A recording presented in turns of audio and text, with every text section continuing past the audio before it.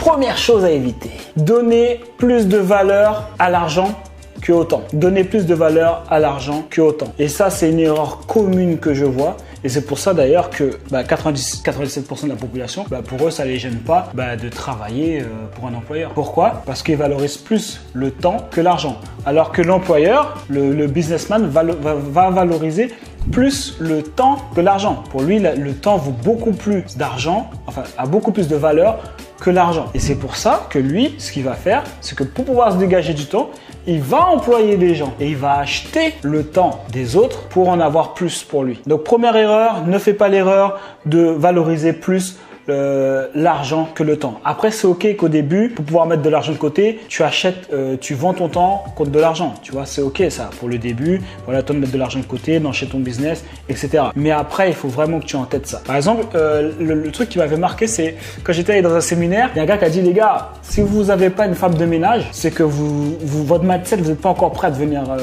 riche. Tu vois, en gros, il avait dit un truc comme ça. Après, je dis mais qu'est-ce qu'il raconte le gars? Tu vois, j'étais pas encore dans le mindset, je comprenais pas. Tu vois, c'était dans les débuts. Je dis mais pourquoi il dit ça? Il dit ça coûte combien une femme de ménage? Ouais, moi je connaissais pas trop les prix. Bon, apparemment c'est un truc comme peut-être 10 euros de l'heure. Il dit ok, donc la femme de ménage coûte 10 euros de l'heure. Donc toi, quand tu prends pas une femme de ménage, ça veut dire que tu estimes que tu ne vaux pas plus de 10 euros de l'heure.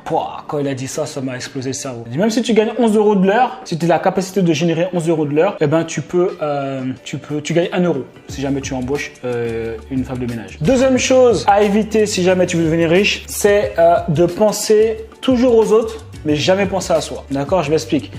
Si jamais, dans un premier temps, tu n'es pas un peu égoïste, si jamais tu dis pas non à tout le monde pour pouvoir te concentrer toi sur ton projet, d'accord, pour pouvoir te développer, pour pouvoir générer plus d'argent, pour pouvoir accomplir ta mission, ce que tu veux faire, atteindre tes objectifs. Si jamais, à un moment donné, tu ne te concentres pas que sur toi, tu ne pourras jamais aider les autres. Donc, c'est le même principe. Souvent, on prend cet exemple-là dans l'avion. Tu vois, on te dit, voilà, si tu as un enfant avec toi, si jamais l'avion il se crache et que les trucs là ils tombent, le truc d'oxygène il tombe, qu'est-ce qu'il te dit? Est-ce qu'il te dit ouais vite protège ton enfant et mets-lui le truc d'oxygène? Bah non, on te dit mets d'abord l'oxygène pour toi et une fois que tu l'as, mets-le pour ton enfant. Parce que si toi tu meurs, comment on fait pour l'enfant? Qu'est-ce qu'il va lui mettre? Donc c'est le même principe. Si jamais tu veux aider les pauvres, ne sois pas un pauvre.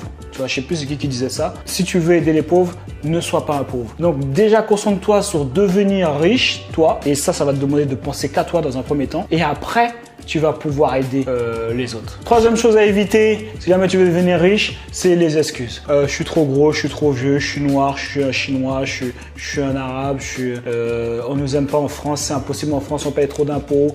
C'est pas faux. Mais j'ai des enfants, oh là là, cela je crois que c'est le pire pour moi.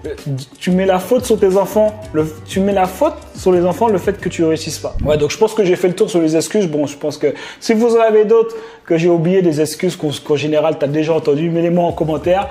Ok, donc stop les excuses. Il n'y a pas d'excuses. Arrête de réfléchir, passe à l'action simplement. Donc ça c'est l'une des clés. Si jamais tu as toujours des excuses, tu vas en trouver. On est super fort pour trouver des excuses. Super fort. Mais en attendant, si jamais tu agis comme ça, c'est sûr que tu ne deviendras jamais riche. Les riches ne se trouvent pas d'excuses, ils trouvent que des solutions.